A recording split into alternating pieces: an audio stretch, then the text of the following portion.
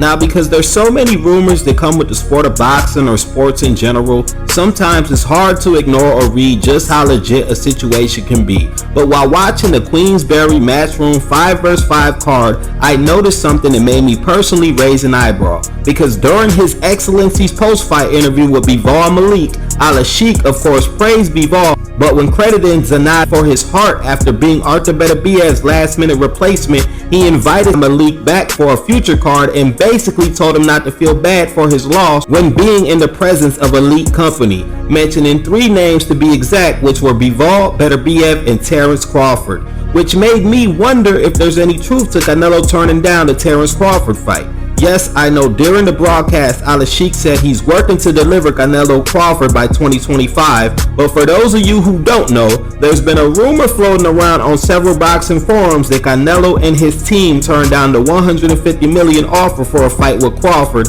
and it has been said that Canelo will not sign the contract for anything in the world, with many running with the notion that Canelo Alvarez is ducking Terence Crawford. And being that His Excellency has been pushing for that fight, has been very vocal about that fight, and making the possibility of that fight come within arm's reach more than ever now, could him excluding Canelo's name during that moment confirm that Canelo is indeed turning down the Crawford fight during ongoing negotiations? Or was he simply mentioning Crawford with the likes of Bivol and Artur simply because Crawford is already slated for a bout in August against Madrimov? I mean, since Canelo has never fought on a Riyadh season fight card, it would only make sense why he didn't mention Canelo as a fellow quote-unquote machine like those other 3 guys. At the same time though, that also may have just confirmed that Canelo hasn't signed a contract, as well as maybe even Terence Crawford himself, at least not just yet. Now, depending on what way a possible Canelo-Crawford fight takes place, it's difficult to believe Canelo would duck a fight with Crawford at Canelo's comfortable weight of 168.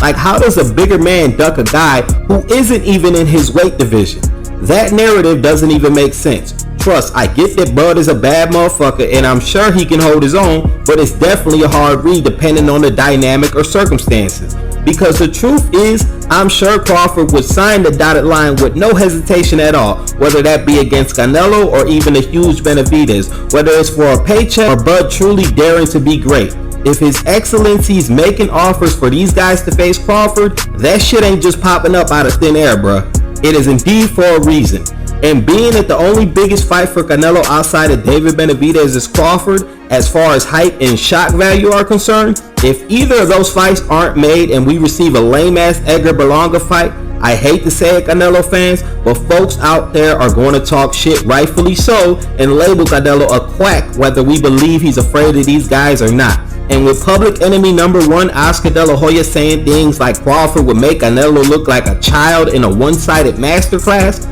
all that does is add fuel to the fire for every Canelo hater, and even the people who actually believe that Crawford is just that much more superior to Canelo from a skill standpoint. So my suspicions of Turki possibly confirming that Canelo might actually be declining the fight could be one hell of a reach, but because I like to be fair, I'm of the even bigger notion that maybe Canelo wants that same offer of $150 million for the David Benavidez fight instead of the smaller Crawford. And that just may be what Canelo's waiting for His Excellency to bring to the table. Turki Al-Sheikh let it be known before that the only fight he wants David Benavidez involved in is a future bout against the winner of Dimitri Bivol vs Artur Beterbiev. But remember, Canelo has been vocal about that $150 to $200 million for the Benavidez fight on more than one occasion. In fact, he said that was the only way that fight could be made. And if Canelo's intentions are to shock us with a Mexican monster showdown, which is the fight that everyone wants to see, which is the fight he should be making, I don't see anyone complaining about him turning down a bout with Bud Crawford.